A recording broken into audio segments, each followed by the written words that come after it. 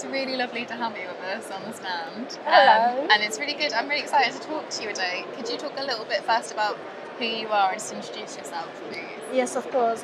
Hello, I am Lucy. I am the course leader of Bachelor of Science in Esports at University of Northampton. Brilliant, thank you. And thanks so much for coming to talk to us about esports today. I'm really excited actually to hear about it. So I did actually think, just now actually, before we talk about the topic of women in esports, what makes you so interested in esports actually yourself? Well, I am a diehard fan of League of Legends since I was in uni. Yeah. So I've always been a player myself. I mean, I never managed to reach to the professional level, but I would say I'm always part of the community. And then I worked as a project manager for a couple of years after I finished my master's degree. And during that time, I heard so many heartbroken stories of the players and their friends, etc. I just feel like I wanted to do something to help them more than just making money for my boss. Yeah. So I applied for a PhD in esports at Loughborough University and then pursued my career in esports academia to help support the young generations. So yeah, that brings me to where I am now. That's so interesting. And talk to me then about women like in esports, whether that's as a career or just even just studying it. Like, what is that like? Is there like a gap? Would you say that you're seeing, or? You mean being steady and working in esports industry? Yeah. Actually, I think working in esports and doing research in esports are two different experiences. Yeah. And I would quote what I heard a lot from in my interviews is a lot of women working in esports would probably mention that they don't feel like they belong in some, not belong to the industry, because we all know there has been a significant increase in the number of female players or professionals. But at some workplaces or some environment, they do not feel that belong to it.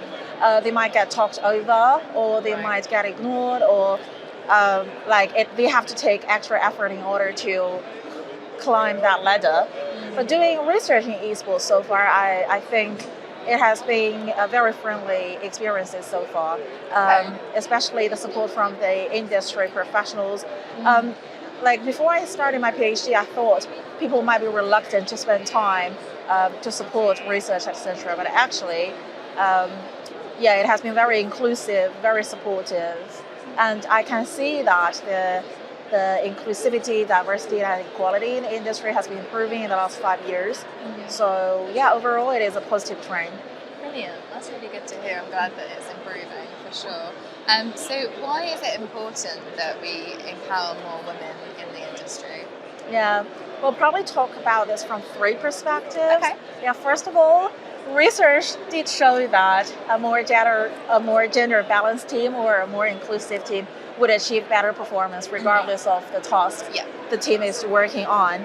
So to start with, building allyship across the genders is like we are working against the difficulties or challenges in a fast-paced industry like esports. So we're on the same side. It's never one gender against the other or against the rest of the genders. And from the second perspective is there are so many issues that have been existing in the industry, I mean gender-related issues for so long that people might get used to it. Just like a pillar in a room, you won't notice it until you are blocked by it. And every people is just take the pillar being there for granted. But the gender issue shouldn't be a pillar of our industry in the first place. So we should start talking more about it to raise people's awareness. And although we know things are improving now, but it is a continuous progress. So it's never like, oh, this is perfect now let's stop doing it. There will never be a perfect point of time. It's a constant thing. And third perspective is, I think, is for the sustainability of the industry, to be honest. Because we can see the pipeline of the careers now and the esports education now is more well established than before. So there will be more genders embedded in this pipeline in the beginning. So offering equal entry-level opportunities for all the genders will make sure they have the chances to develop the skill set that needed at workplace. So the industry can be more sustainable in the long term. Yeah, no, I love that. And how can we then start to empower more women in the industry? That's a very big question. It is a big question, apologies, but what would be some good first steps maybe? Yeah. Well, I'll talk about the structure first, Okay. and then talk about the first step. Yeah. So the structure-wise, well, me and my co-authors, we developed a framework based on our research. The paper is not published yet, so I can't really show of it. course, But yeah. I can say it has different levels. For example, the support at the entry level is different from the support needed for women at the leadership level.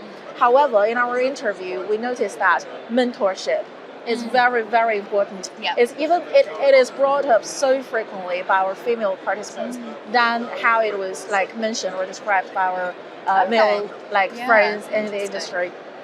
So that brings us to the question about the first move, first step. I think is to create community, create a platform where women can feel, safe and belong there, and start building relationships, including mentorship relationships in the industry. Because previously a lot of entry-level jobs were taken by males. I'm not saying this is anybody's fault, because that's just how naturally things were done in the beginning. But now we want to empower girls or women at a relatively entry level, so that they have a chance to develop their career path afterwards. And what we did is we created this network for esports evolution. And we're going to run an online symposium at the end of February called Empowering Women in Esports. And we've invited female professionals and academias in esports, and offer this free of charge for people to participate. So all the genders, all different levels of professionals in the industry, all the esports students are welcome to join this symposium. So this is a starting point. This is the first move we take. But obviously, I know the industry are taking a lot of moves as well, like British Esports. They're doing events and conferences around these topics. So I'm quite positive, quite optimistic. Yeah, oh, that's really great. Well, thank you so much for your time today. It's been a pleasure to talk to you about this. Thank you.